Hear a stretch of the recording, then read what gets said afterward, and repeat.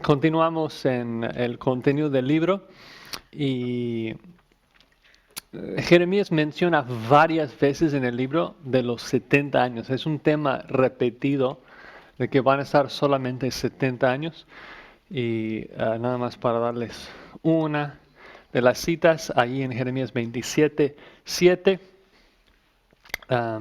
de que no simplemente menciona los 70 años varias veces, pero que también dice, todas las naciones le servirán a él. En el contexto está hablando de Nabucodonosor, a su hijo y al hijo de su hijo, hasta que venga también el tiempo de su misma tierra y la reduzcan a servidumbre muchas naciones y grandes reyes.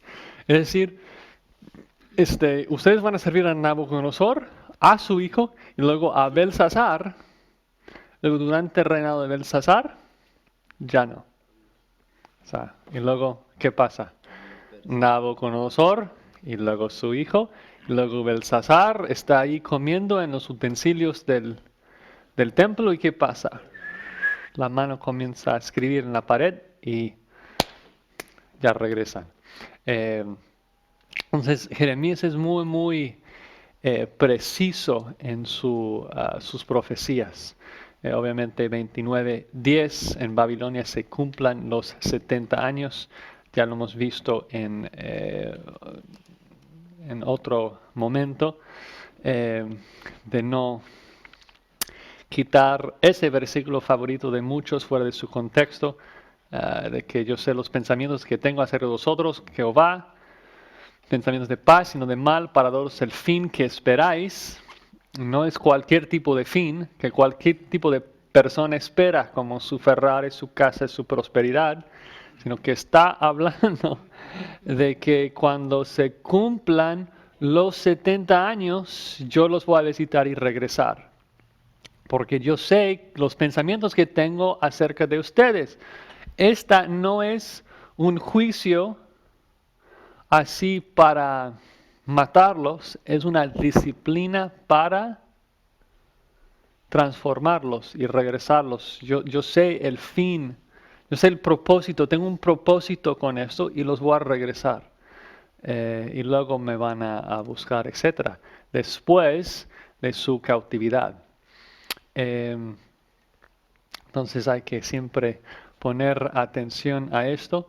Luego obviamente la sección que estudiamos mucho es la parte del nuevo pacto. Eh, Algo interesante de esa sección, vamos a estar hablando de nuevo pacto mucho en esta sección, pero noten de que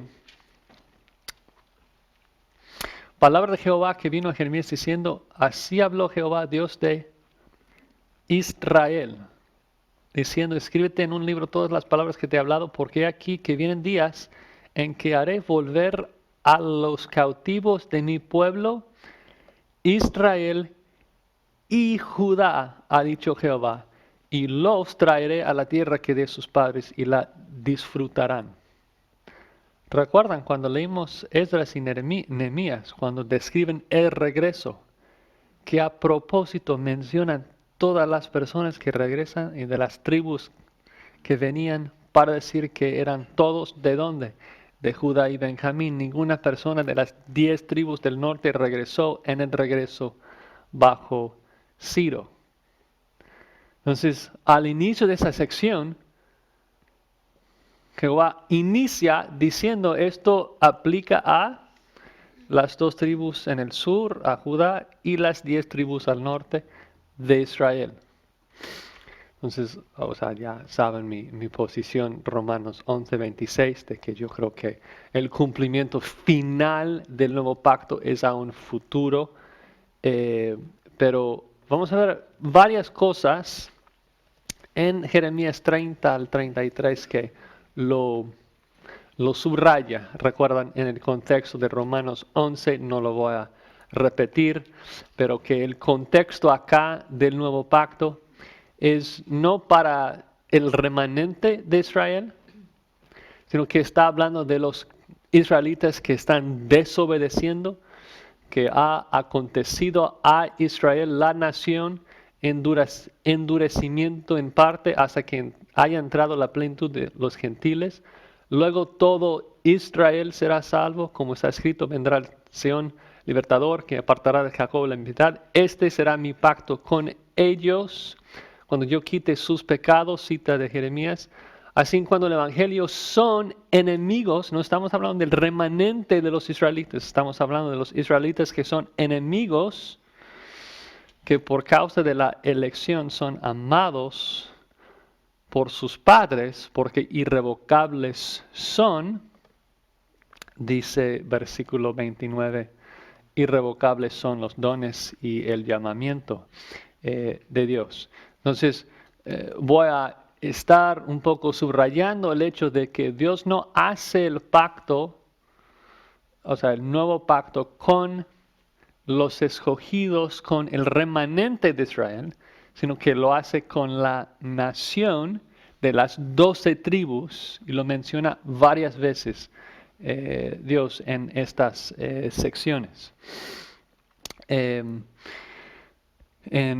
Jeremías 31, obviamente, cuando habla de que aquí vienen días, dice Jehová, en los cuales haré nuevo pacto con la casa de Israel y con la casa de Judá. O sea, otra vez repitiendo. O sea, estamos viendo que hay que recordar dónde estamos en el contexto histórico. Las 10 tribus en este momento están ¿dónde?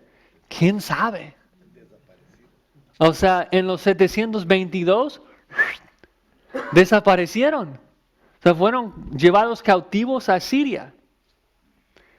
Y a propósito, Jehová está diciendo a través de Jeremías, este pacto estoy haciendo no con ustedes en Judá solamente, estoy haciendo con toda la nación de las 12 tribus. Y no va a ser como el pacto que hice con sus padres el día que tomé su mano para sacarlos de la tierra de Egipto, porque ellos invalidaron mi pacto. O sea, el primer pacto fue hacia ellos y todos lo validaron. Este es el pacto que haré con la casa de Israel después de aquellos días, dice Jehová. Daré mi ley a su mente, la escribiré en su corazón. Yo seré a ellos por Dios y ellos me serán por pueblo. Y no enseñará más ninguno a su prójimo, ninguno a su hermano, diciendo, conoce a Jehová, porque todos me conocerán. Todo Israel será salvo, desde el más pequeño de ellos hasta el más grande, dice Jehová, porque perdonaré la maldad de ellos y no me acordaré más de su pecado.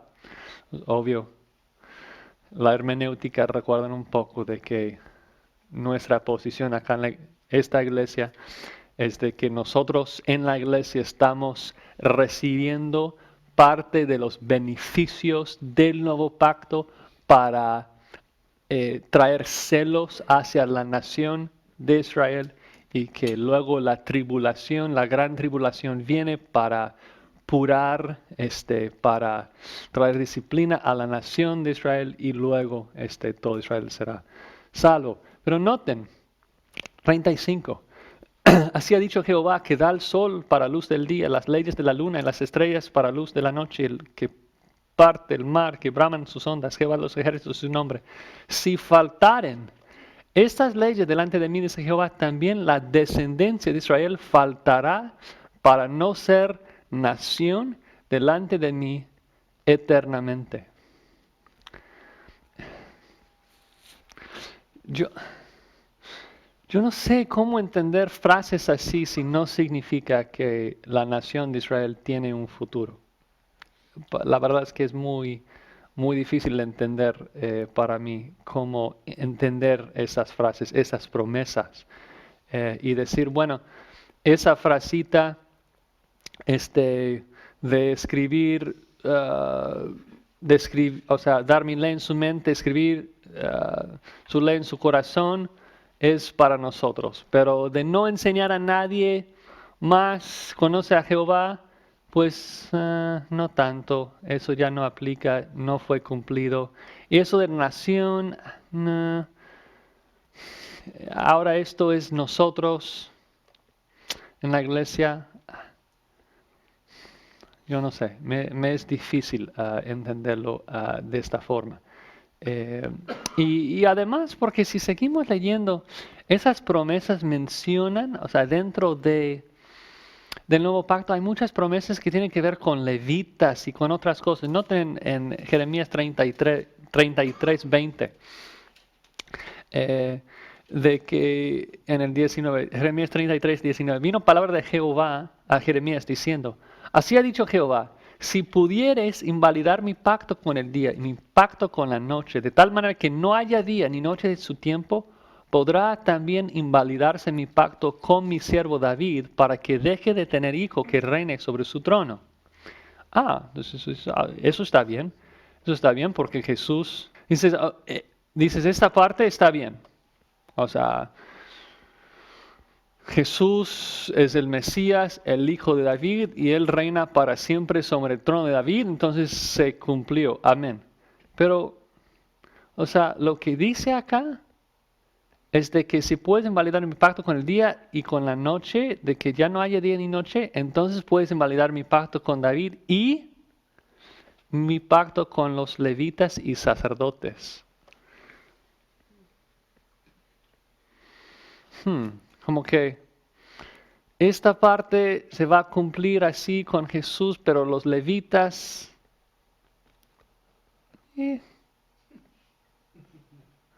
todos ahora somos sacerdotes, todos somos levitas. O sea,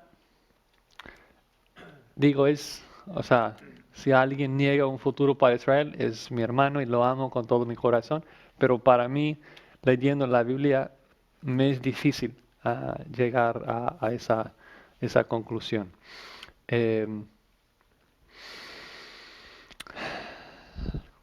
Bueno, estuve también cuando leía a Jeremías un versículo que me llamó la atención a la luz del pacto abrámico. ¿Recuerdan cuando estudiamos el pacto abrámico? Allí en Génesis 12 al 15, cuando Jehová da el pacto, hace el pacto con Abraham y que le pone a Abraham en coma. ¿Recuerdas? Que Abraham mató a los animales y los partió y luego lo puso en coma y Abraham dormido y luego tenemos la antorcha y todo, o sea, y los dos cosas van por los animales y de que explicaba de que esto era la forma que la gente hacía pactos en aquellos días, de que matas al animal, lo divides, luego caminas a través de la sangre, o sea, con otra persona diciendo, si alguien rompe ese pacto, que se quede como esos animales. Lo dice acá en Jeremías 34, 18, entregaré a los hombres que traspasaron mi pacto y que no han llevado a efecto las palabras del pacto que celebraron en mi presencia, dividiendo en dos partes el becerro y pasando por medio de ellas. Es decir, no está hablando del pacto abrámico, está diciendo que así se hacen los pactos, de que dos personas dividen, o sea, el becerro, los animales en dos partes, luego caminan a través de la sangre y si alguien rompe el pacto, que se quede así. El punto otra vez de subrayar es de que Abraham no caminó por las partes de los animales, estaba en coma. Jehová hizo el pacto con sí mismo de bendecir a Abraham, darle descendencia y de darle la tierra de Palestina a sus descendientes. Entonces, bueno.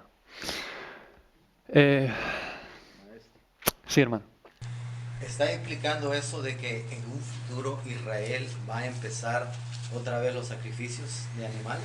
Esto va a ser un tema muy complicado y difícil que vamos a tocar en el libro de Ezequiel, en Ezequiel 40 en adelante. Porque es normalmente el argumento, como que para cerrar el argumento, que los que no creen en un futuro para Israel tienen en contra de los que creen en un futuro para Israel. A decir, si tú crees que las promesas del Antiguo Testamento son literales, entonces en el milenio habrá sacrificios de animales de nuevo, según lo que dice Ezequiel. Y los voy a dejar en suspenso hasta la próxima semana para verlo cuando lo vemos en Ezequiel. Si no puedes dormir, pues ¿qué ores? Hermano Ricardo. Puede dormir, a lo mejor esta parte nos puede ayudar. Dice, los sacrificios no te satisfacen. Si te ofrecieron un holocausto, no lo querrías. Lo que quieres es un corazón contrito y humillado. Ese es el Señor, no lo desprecias. Vamos a ver. No está en Isaías. Vamos a ver. Vamos a ver. Vamos a ver.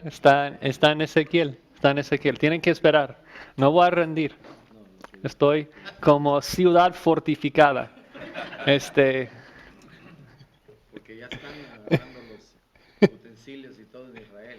Del templo. Bueno. Jeremías es encarcelado en 37, 38, o sea, es perseguido muchísimo en el libro. Luego recuerdan que Jeremías es llevado cautivo a Egipto, no quiere ir, pero recuerdan de que después de la destrucción de Jerusalén en los 586, Nabucodonosor deja a los más pobres y débiles que dices, ellos no van a poder hacer nada en contra de mí. Los dejo para labrar la tierra y no dejarlo vacío. Y esos pobres matan al gobernador que Nabucodonosor dejó allí, Gedalías. Y luego después de matarlo se arrepiente y dice, oye, Nabucodonosor ya va a venir con todo su ejército a amarrarnos. Entonces toman a Jeremías y huyen todos a Egipto. Y pues Jeremías, el pobre Jeremías, es perseguido en toda su vida. Personajes clave, pues nada más Jeremías ahí, o sea, ya conocen, creo, los reyes. Fechas clave, no puse ninguno, porque creo que ya lo saben, las fases del exilio, etc. El enfoque. Mucho sobre Jerusalén, obviamente. Interesante, pongo aquí, o sea, Babilonia mencionada 118 veces, pero por primera vez mencionada en el capítulo 20. Bueno, o sea, primero 19 capítulos siempre una nación del norte, una nación del norte. ¿Por qué? O sea, dejarnos un poco en suspenso, no sé. Pero, o sea, si alguien ya leía Isaías, pues esa nación del norte es Babilonia. Isaías ya lo mencionó, ¿no? O sea, Ezequías mostró los tesoros del templo a los babilonios, entonces los babilonios los va a llevar cautivo. Pero ponte que la audiencia de Jeremías no conocía las profecías de Isaías, no eran hombres y mujeres de la Torah y de la Biblia, así que para ellos era tal vez un poco así de suspenso. La soberanía de Jehová, mucho sobre el hecho de que Dios puede hacer cualquier cosa, igual que Isaías menciona de que Jehová está en control de todo.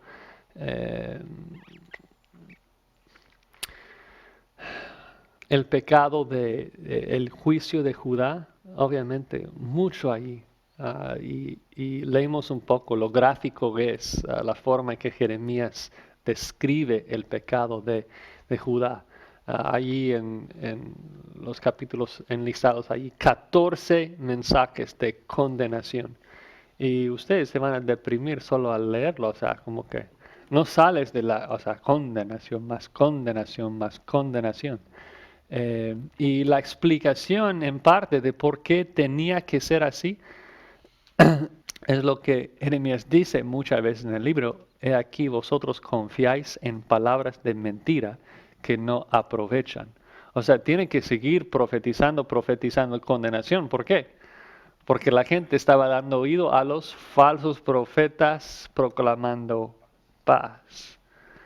Nadie le creía, entonces seguía hablando de condenación. Entonces la generación de Jeremías asumía Dios nos va a proteger, igual que hizo en los 701. Y no, si hubieran conocido la Torah, pues incluso Moisés hablaba de que si ustedes siguen en su pecado, ¿qué va a pasar? Toda la lista de Deuteronomio 28, ¿no? De que esto, y luego o sea, la lista, langostas, y luego no lluvia, y luego el asedio, y luego comen sus hijos, y luego el exilio. O sea, Moisés ya lo profetizaba, pero ellos no querían escuchar. De hecho, Deuteronomio 18 también hablando de que muchos falsos profetas van a proclamar mentiras no querían escuchar a Moisés.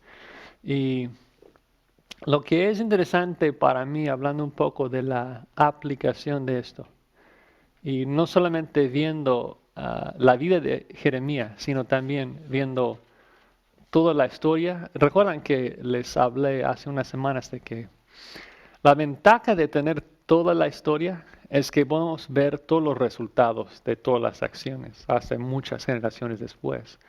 Entonces a lo mejor, digamos que no hubo muchos resultados durante la generación de Jeremías. Pero, ¿qué pasó después? Es mi pregunta. Porque, obviamente cuando Jeremías está proclamando juicio, juicio, juicio, juicio, nadie le cree. Pero luego cuando juicio viene y son llevados cautivos a Babilonia, o sea, el punto es eso, cuando la falsa esperanza y las mentiras de los falsos profetas no se cumplieron, ¿a quién se acudió la gente? A la verdad, gracias a Dios. Y creo que aún hoy en día observamos esto de vez en cuando. Muchos de ustedes saben de que yo trabajaba 5 años en el Hospital General como capellán y haciendo algunas estadísticas durante mi tiempo allí, notas de que, por leyes del Estado, al entrar en el hospital, el paciente tiene que marcar su religión preferida, ¿no? Y, muchísima gente marcaba que era evangélica, carismática, pentecostal, bautista, cualquier denominación, muchos cristianos entran en el hospital. Y luego, yo estando allí todos los días, podía observar en la computadora, los cambios de religión y muchos de ellos, y en particular los que duraban un tiempecito en el hospital, entraban como evangélicos y salían ateos. La pregunta es ¿por qué? ¿Por qué? Entraban pensando y creyendo falsas y huecas promesas de pastores que les daban falsas y huecas promesas de que si tú crees en Dios vas a recibir prosperidad y vas a recibir siempre sanidad y vas a recibir esto y eso y el otro. Entonces entran en el hospital y ¿qué pasa? Comienza a rogarle a Dios, sáname, sáname, sáname. Y oran como nunca han orado en su vida, diariamente, hora tras hora, tras hora, tras hora, y luego 4 veces después de cáncer. ¿Y sabes qué? Dios me ha dejado con 2 opciones. O yo no tengo fe suficiente, o Dios no existe y todo eso es una mentira. Y si yo no tengo fe suficiente para que Dios escuche esa oración mía, la que más he hecho en mi vida, qué necio soy pensar de que no tengo fe suficiente para una sanidad física, pero fe suficiente para ser salvado eternamente. No, es suficientemente sabio para entender. Entonces, no. Mucho cuidado, hermanos, de no hacer promesas que la Biblia no da. Porque eso es lo que pasa. Les dices, arrepentíos. Si tú crees en Jesús, serás salvo. Si tú crees en Jesús, serás prosperado y sanado. Cuando esta promesa no se cumple, qué mentira pensar que esa promesa se va a cumplir. Mucho cuidado de no hacer promesas que la Biblia no nos da. Y es una bendición que observamos en el Antiguo Testamento y creo que aún en nuestra experiencia, de que cuando luego por la gracia y pura misericordia de Dios, cuando las palabras y promesas huecas de los falsos fallan, los verdaderos creyentes se acuden a la palabra de Dios. Y tuve la gran bendición de hablar con muchos hermanos que estaban deprimidos y listos para rendir y hablarles de que, ¿sabes qué? Job, un hombre de Dios. ¿Y sabes qué? No recibió toda la prosperidad, toda la sanidad. Jesús, Pablo, Hebreos 11, los héroes de la fe son héroes. ¿Por qué? Porque aunque alcanzaron buen testimonio mediante la fe, no recibieron lo prometido. Es fácil creer cuando no tienes cáncer. La persona que tiene mucha fe es la persona que cree a pesar de las pruebas que Dios manda a sus hijos en disciplina para santificarnos y transformarnos. Y la persona que nunca, como cristiano, la persona que nunca quiere pasar por ninguna prueba, nunca quiere sufrir en ninguna manera, en absoluto, nunca ser perseguido y piensa que esto es la vida cristiana, o sea, una corona sin una cruz, no quiere ser como Cristo. No, porque Dios nos transforma a través de ¿qué? De pruebas. Y entonces cada vez que la Biblia nos habla de pruebas, Santiago 1 dice, cuando las pruebas vienen, ¿qué hacemos? Damos gracias a Dios porque sabemos de que Dios lo hace a propósito para transformarnos. Romanos 8:28, de que todo que Dios hace, lo hace en nuestras vidas para nuestro bien, para conformarnos a la imagen de su amado Hijo. Hebreos 12, Dios como nuestro Padre nos azota porque nos ama, porque quiere que participemos de su santidad, etcétera, etcétera, etcétera, etcétera. Entonces, si enseñas la Biblia, cuidado de no dar promesas que la palabra no da. Hermano Luis. Quizás la persona quiso depositar su fe por conveniencia de que venían dos cosas aparte, o le habían presentado dos falsas cosas aparte, que era la prosperidad y la sanación, y Sí. que al final de cuentas entraron pensando ellos o queriendo poner evangélico, pero realmente nunca había sido nacido de nuevo. Porque al final de cuentas dice el pastor Adrian Rogers que porque somos salvos perseveramos. No quiero alejarnos demasiado de Jeremías, pero yo creo que sí, tenemos que tratar a esas personas caso por caso, en el sentido de que, sí, o sea, poner fecha en cuando nació de nuevo, y a lo mejor tenemos que hablar de las personas. E incluso cuando hablamos traté de ser cuidadoso, de no decir de que cada persona que dice de que si crees puede ser sano, de que es un hereje, es un lobo. Estoy exhortándolos a no dar promesas falsas que la Biblia no da.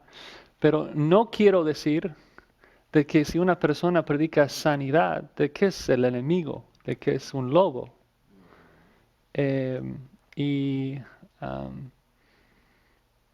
Quiero nada más leer como dos pasajes rápido para a lo mejor cerrar esto bien. Uno es recordarnos de que para esto fuimos llamados. ¿Y qué es el punto? Ahí es de sufrir por nuestra justicia, es el contexto sin lugar a dudas. Para esto fuisteis llamados porque también Cristo padeció por nosotros, dejándonos ejemplo para que sigáis sus pisadas. O sea, Cristo vivía perfectamente. ¿Cómo salió? O sea, salió crucificado. Y tú crees que, o sea, pero quiero ser muy claro en marcar bien, no hablar mal de nuestros hermanos, como hablamos antes de la clase. De que cuando hablamos de a lo mejor alguien que es más carismático que nosotros, más pentecostal, más esto, y en la tele. Y tenemos que ser muy cuidadosos de poner la línea donde Dios pone la línea en la Biblia.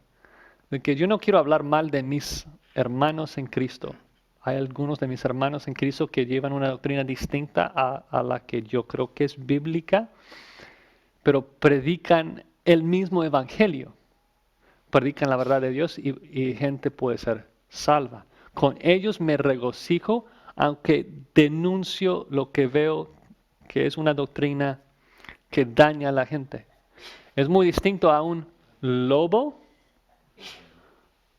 por ejemplo, alguien que es de los de solo Jesús, los pentecostales, no todos los pentecostales lo son, pero los de solo Jesús que niegan la Trinidad, niegan la completa humanidad de Jesucristo. El que niega que Jesucristo haya venido en carne, según de Juan 7, es el anticristo. A estos los denuncio porque son lobos. Y no mezclo palabras, porque quiero proteger al rebaño, como un buen pastor, como Jesús lo es. Pablo recuerda de que dice que algunos predican a Cristo por envidia y contienda. Dice, estos anuncian a Cristo por contención, no sinceramente pensando añadir aflicción a mis prisiones. O sea, hay gente, Pablo encarcelado, y dice, hay gente que están predicando con el propósito de causarme aflicción. O sea, no sinceramente. Pero ¿sabes qué? No obstante, de todas maneras, por pretexto o por verdad, Cristo es anunciado y en esto me gozo y me gozaré aún. O sea, no estoy de acuerdo con lo que están haciendo. Lo que están haciendo está mal, por envidia, contienda.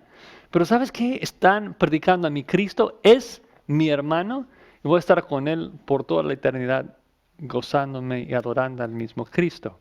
Esto es muy distinto luego cuando entra en Filipenses 3, guardaos de los perros, guardaos de los malos obreros, guardaos de los mutiladores del cuerpo.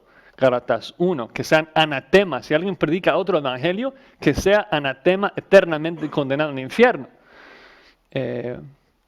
Muy importante, yo creo. O sea, cuando Jeremías está hablando de falsos maestros, está hablando de lobos, de gente no salva que están condenando a la gente. Entonces Jeremías está denunciándolos y hablando obviamente mal de ellos.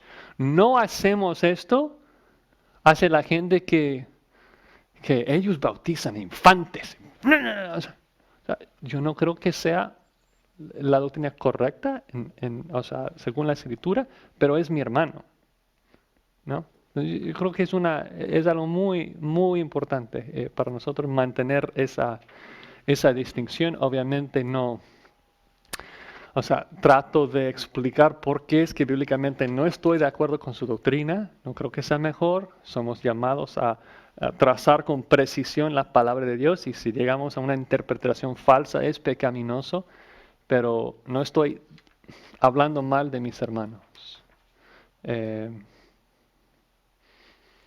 Bueno,